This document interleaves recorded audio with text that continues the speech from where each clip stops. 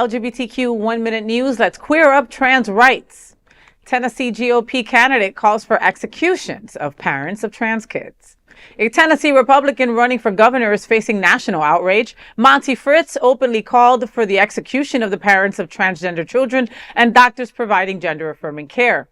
On a Christian Nationalist podcast, Fritts said, quote, "I think we need a law in Tennessee that would allow for capital punishment. I think that anyone who would try to disfigure a child through hormones or surgery, you might be eligible for capital punishment," end quote.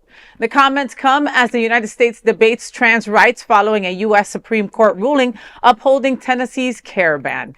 You know, this gentleman, and just the fact that he even calls himself part of a reputable religious organization and then in the same breath hopes death on someone. Literally. Is like why religion scares the hell out of a lot of LGBTQ plus people. I mean, this is pure disgusting.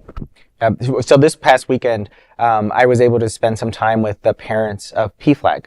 And they are parents of LGBT members. And this was actually one of the topics that they were super scared about. They're like, what if this law in Tennessee comes down to Florida? Like, how can I support my child publicly or privately without like the fear of me getting executed because of who they are, and because of basically protecting my child? And it's crazy to think, because you start one place and these MAGA folks will spread it. Like, well, and when you mention Tennessee or Texas, you mention Florida in that same breath. So of course they're worried about that. How could they not? And that's why parents of many trans kids have moved. And that's without having the money to do so. That is, we're moving somewhere and staying on somebody's couch because we have no other ways.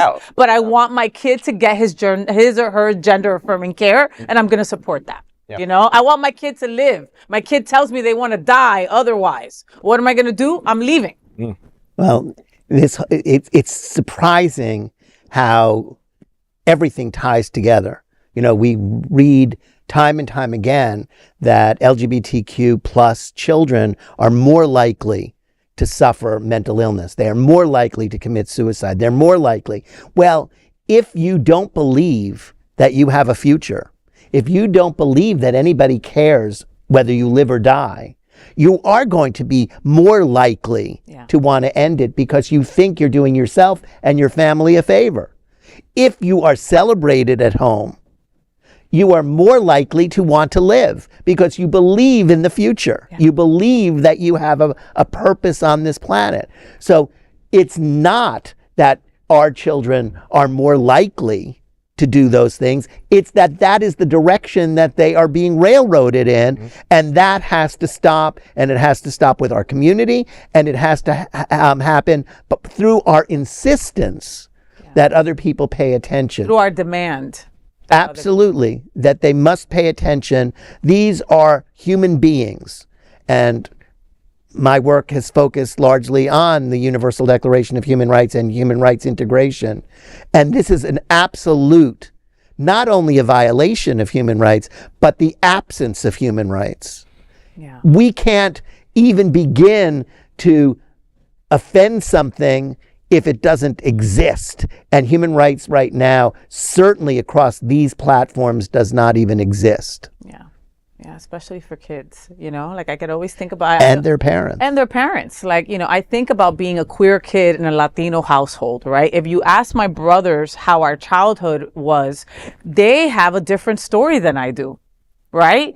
But I was a queer kid hiding who I was because I didn't want to disrupt the house, right? And you didn't want to get thrown out of your house. I didn't want to get thrown out. But because of those reasons, you think about ending your life. Absolutely. Now imagine being a trans child when you're turning on the TV and they're saying they hate you. You know what I mean? Like the TV didn't tell me I hated myself, right? For being different. And now I know everybody else. Right. Now I know everybody else hates me too. God. Wow.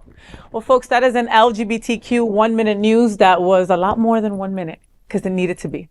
There is no other queer nonprofit media platform like this in the entire world. Support our LGBTQ stories by sharing them and subscribing to Queer News Tonight.